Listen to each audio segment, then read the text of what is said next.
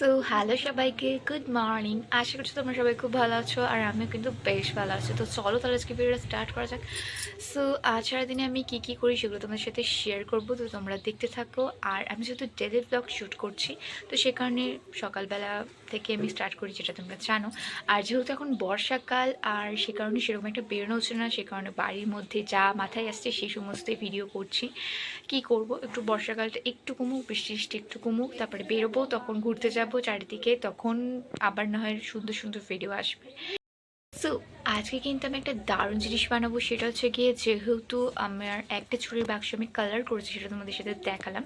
তো আমার আরেকটা চুড়ির বাক্স আছে, বাক্স বা কৌটো যেটাও বলো, স্পার্কলের ওটা। তো ওইটা কিন্তু আমি আজকে কালার করব। তো সেটা মানে ওটার মধ্যে যে একটা চুড়ি রাখি অক্সিডাইজের, সেই গোল্ডেন কবে কিনেছিলাম ফার্স্ট ইয়ার পড়তে, সেইটা। তো সেইটা আমি ওখানে রাখি। তো ওই চুড়ির বাক্সটা আজকে কালার করবো, তো সেটা তোমরা দেখতে থাকো। তো একটা কথা বলে দিই, যেহেতু আমরা বাড়িতে ৩ জন মহিলা, তো সেই কারণে কিন্তু আমাদের আলাদা আলাদা করে শোকেস নেই। তো সেই কারণে সবাই একটা জায়গায় রাখতে হয়, সে কারণে অল্প অল্প সব জায়গায় মিলিয়ে সব রাখতে হয়, নয়তো ৩ জনের জায়গা ধরবে না। আর আজ সেই কারণেই কিন্তু এইগুলো আলাদা আলাদা করে রেখেছিলাম। আর এটাতে কিন্তু আমি একদমই প্রথম থেকেই রাখতাম হচ্ছে গিয়ে অক্সিডাইজের যে গোল্ডেন চুড়িগুলো সেটা। আর এটা কিন্তু এক্সো বা স্পার্কেলের যে বাসন মাজার সাবানগুলো হয়, সেই সাবানগুলোই কিন্তু থাকতো। ওটা শেষ হয়ে যাওয়ার পর কিন্তু আমি কৌটোটা নিয়ে নিয়েছিলাম আর এইসব কাজে লাগাচ্ছিলাম। আর যখন অনেক ছোট ছোট কানে ছিল, তখন আমি এরকম এই বাক্সগুলোর মধ্যে রাখতাম বা কৌটোগুলোর মধ্যে রাখতাম। তো আজকে ভাবলাম যে চলো তাহলে ওই বাক্সটা কালার করেছি, তো এই বাক্সটাও কালার করব।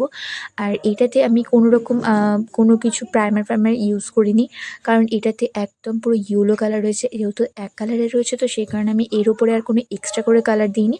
আর এটার মধ্যে আমি একটুখানি পদ্ম ফুল করার চেষ্টা করেছি, তাও মানে খুব ভালো করে তোমরা দেখলে বুঝতে পারবে যে আমার হাতটা কি পরিমাণ কাঁপছে। কারণ আমি সত্যি কথা বলতে তুলি রং করতে একদমই পারি না, বলতে পারি ঢ্যাঁড়স। ঠিক আছে, কী করবো বলো, আমি এইসব সেই স্কুলে যখন পড়তে, তখন তাও খুব সূক্ষ্মভাবে, মানে কতক্ষণ ধরে যে করবো বলার মতো না, তাও রং ঠং বেরিয়ে যায়। আর আমি সেই কারণেই আর কি আরও ভীষণ পরিমাণে ভয় পাই।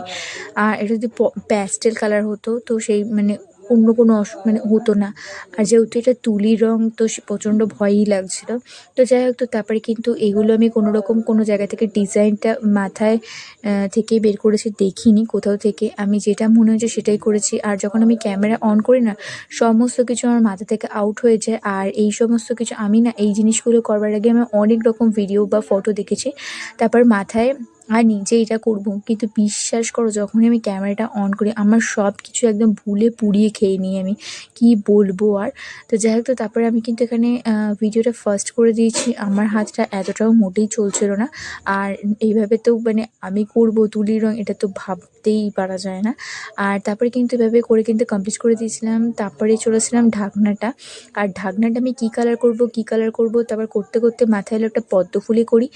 আর এখানে দেখতে পাচ্ছ, আমাদের যেহেতু বাক্সগুলো এরকম মানে সবাই রাখতাম এইগুলোর মধ্যে, তারপরে আরও অনেক রকম বাক্স আছে, শুধু শুধু যে এই বাক্সগুলোর মধ্যে রাখতাম তা নয়।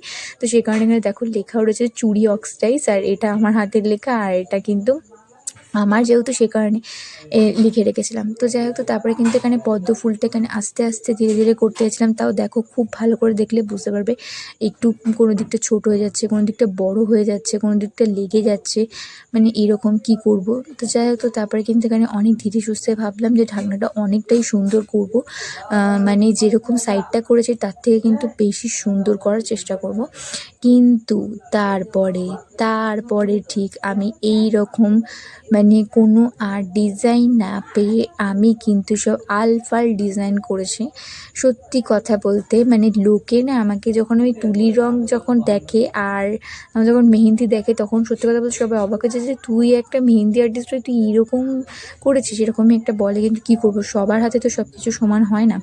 তো যাই হোক, তো তারপরে কিন্তু আমি এখানটা দেখতে পাচ্ছি ওরকম ডট ডট দিয়ে কিন্তু কমপ্লিট করে দিয়েছিলাম। তারপরে এবার হচ্ছে গিয়ে পাতা করার, মানে পাতা করব, ডান্ডি করব। তো সেই কারণে আমি এখানে একটুখানি মিশিয়ে নিয়েছিলাম। আর এইভাবে, আর যেহেতু শ্যাওলা কালার কেন দিয়েছি আমি সত্যি কথা বুঝতে পারছি না, সবুজ মেন কালারটা দিলেই তো হতো, কী জানি এটা কী বুঝেছে। যাই হোক, আমার কী সব, আমার ভেবে লাভ নেই, যেটা দিয়েছে সেটা দিয়ে করলেই হবে। তো তারপরে কিন্তু এখানে আস্তে আস্তে করে নিয়েছিলাম, তাও দেখো ভালো করে হয়নি, তাও দাগটা ব্যাকা হয়েছে। তারপরে কিন্তু আমি ক্যামেরা অফ করে একদম মনের মতো করে ধীরে সুস্থে এই ডিজাইনটা মাথায় এলো, এই ডিজাইনটাই কিন্তু করে নিয়েছিলাম। আর এই ডিজাইনটা কেমন লাগলো তোমরা কিন্তু অবশ্যই একটু জানিও। আর ঢাকনাটা এতটা পরিমাণে বেকার লাগছে জাস্ট বলার মতো না।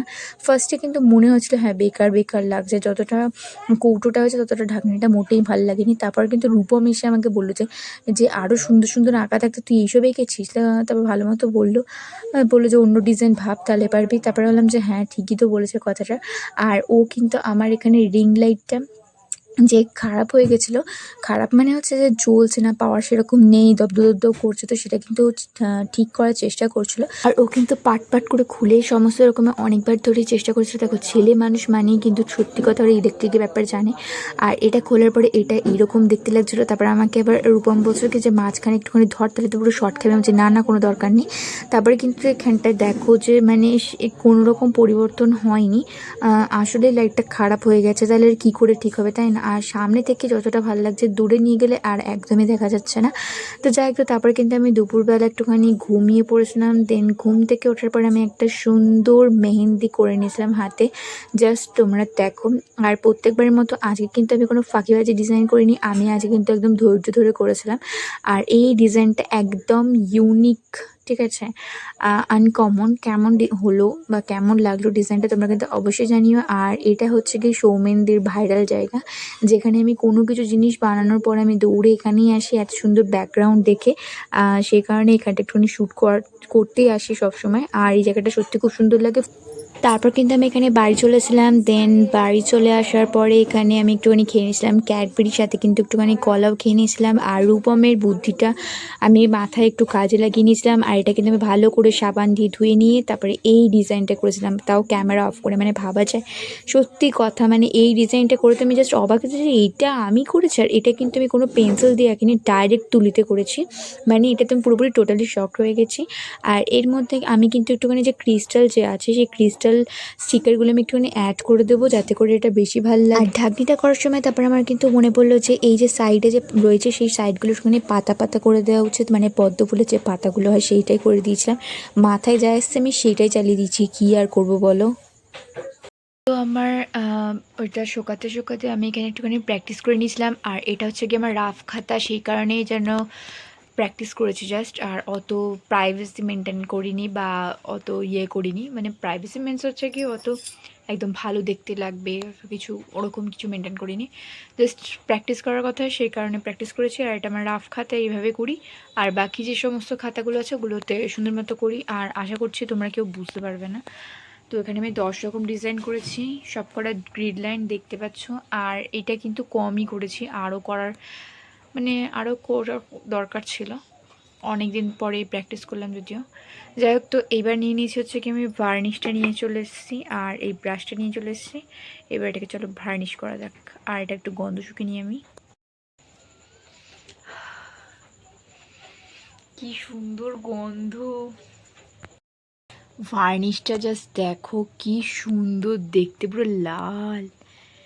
আর এটা কিন্তু খুবই সুন্দর গন্ধও বেরোচ্ছে। আমি তো গন্ধ শুকিয়ে পাগলা হয়ে যায়, কাজ করবো কি, এত সুন্দর লাগছে, জাস্ট মানে অসাধারণ।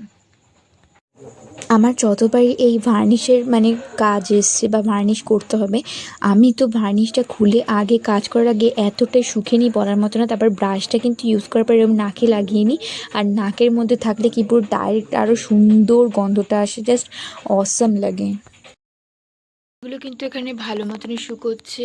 আর একদম ভার্নিশ করার পর পাখাটা চালিয়ে রেখেছিলাম, কিন্তু এখন আমার অনেকটা ঠান্ডা লাগছে বলে আমি আর দিইনি। আর এটা পেছন দিকটা আমি কোনো কিছু করিনি, আর অনেকবার মানে রেখেছি, ঘষাঘষি হয়েছে বলে পেছন দিকটা এরকম হয়েছে। আর ফাইনাল লুকটা নিয়ে কালকে আসবো, ঠিক আছে। আর দিনের বেলা শ্যুটে সব থেকে ভালো লাগবে। তারপরে জাস্ট পরের দিনকে তোমরা দেখো এতটা সুন্দর লাগবে, বিশ্বাস করো আমি নিজেও ভাবিনি। আর মানে সত্যি কথা বলতে হ্যাঁ, প্রথমবার ভুল হয় ঠিকই, পরের বার সুন্দর জিনিস কিছু হওয়ার অপেক্ষায়। তো যাই হোক, তো এই কৌটোটা তোমাদের কেমন লাগলো তোমরা কিন্তু অবশ্যই একটুখানি কমেন্টে জানিও। সো এই ছিল আজকের ভিডিওটা, কেমন লাগলো তোমরা জানিও। দেখা হচ্ছে একটা নেক্সট ভিডিওতে। আর যারা আমার চ্যানেলটা এখনও সাবস্ক্রাইব করোনি তারা কিন্তু করে দিও। সো বাই সবাইকে।